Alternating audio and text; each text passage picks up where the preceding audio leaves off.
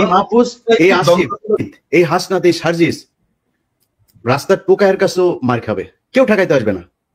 কি মনে করে মাহফুজ? মনে করে কি ও নাকি 5 কোটির নিচে নাকি ও কোনো ওর সাথে কোনো ডিলিংস 5 কোটির নিচে নাকি করা যায় না। সবচেয়ে এই যে 3জন লোক এখন বসে কথা বলছে এখানে, এই 2-3টা লোক এখন বিএনপির সবচেয়ে বড় শত্রু। কার জন্য হয়েছে আমরা? বাংলাদেশের মানুষের জন্য, এই ছাত্রদের জন্য। তারা গোনাই ধরে না। আসিফ, তারপরে মাহফুজ, এদের একটা চক্র আছে। এই চক্রটা মিলে যা করছে সেটার সাথে এই হাসনাত, সার্জিস এদের খুব ভালো একটা সম্পৃক্ততা নাই এবং তাদেরকে কিছুটা কর্নার করা হয়েছে। আমি জানি না এই কথাগুলো, যেহেতু ব্যক্তিগত আলাপ, এই আলাপগুলো আমি পাবলিকলি বলতে চাই না, কিন্তু আমি আপনাদের একটা জাস্ট সিনারিও বুঝাইলাম। দর্শকের হয়তো অনেকের মনে হইতে পারে যে মনে হয় এই হাসনাত মানেই বোধহয় মাহফুজ, মাহফুজ মানেই বোধহয় আসিফ। না, এইখানেও একটা একদম সরাসরি একটা পার্টিশন করা হয়েছে। তো আমি হাসনাতের ওই কথাটা কেন বললাম জানেন দাদা, যে আজকে বিপ্লবের 7 মাস পরে দাঁড়িয়ে মাহফুজ বলেন শাহবাগীদের শাহবাগী ট্যাগ দিয়া, তারপরে এই যে কোনো জায়গায় মিটিং মিছিল টিছিল করা, এগুলোতে তারা খুব একটা মানে ভালো মনে করছেন না। ওনারা এসছেন হচ্ছে এই মবের মাধ্যমে, এসে তারপরে এখন কিছু কিছু জায়গা নিজেদের সুবিধা মতো বাগিয়ে নিয়ে এখন আর ওনারা কোনো বিশৃঙ্খলা চান না। এখন যেখানে যে জায়গায় আছেন সেই জায়গায় থেকে তারপরে ওনারা চান এটা চলুক এইভাবে, এটাই ওনারা চান।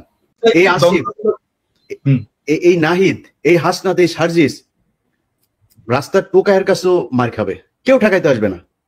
কি মনে করে মাহফুজ? মনে করে কি ও নাকি 5 কোটির নিচে নাকি ও কোনো ওর সাথে কোনো ডিলিংস 5 কোটির নিচে নাকি করা যায় না। এটা অভিযোগ, আমার কাছে কোনো প্রমাণ নেই, অভিযোগ বলে রাখলাম। এখন কথা হচ্ছে না, কিন্তু এই যে মানুষগুলি তারা যে এখন মনে করেন যে মবতন্ত্রের এই মব মানে শাহবাগীদের বিরুদ্ধে কথা বললে তার গায়ে লাগে, তিনি এখন এটা চান না। মাহফুজকে 1000 কোটি টাকার মালিক বানাই দেবো আমি, $1 বিলিয়ন মালিক বানাই দেবো। $1 বিলিয়ন, $1 বিলিয়ন মালিক হওয়ার পরে মাহফুজ মনে করে কি মেম্বার নির্বাচন করে পাশ করে আসতে পারবে?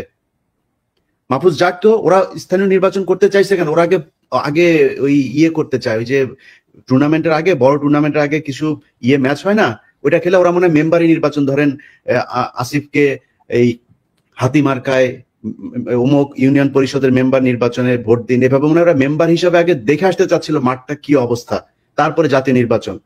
জামানত নিয়ে আসতে পারবা না বিএনপি এবং জামাতের কাছ থেকে।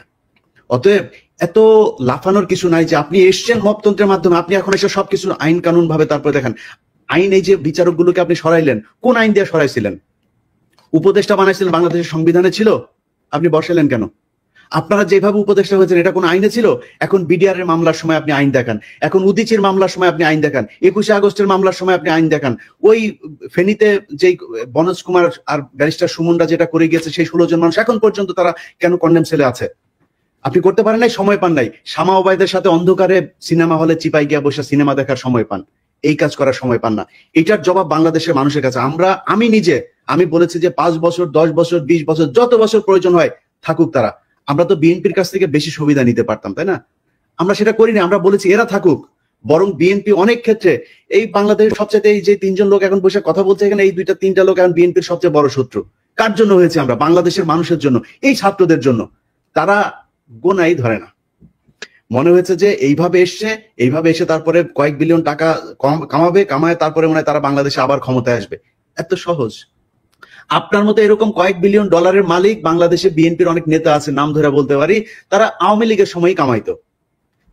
আপনি কি মনে করেন নাকি আজকে এই বিতর্কে আর গেলাম না, তারা কামাইতে পারতো, কিন্তু তারা কিন্তু টাকা দিয়ে আপনি বাংলাদেশে রাজনীতি করতে পারবেন। আপনার চাইতে বহু টাকাওয়ালা লোক বসে আছে বাংলাদেশে।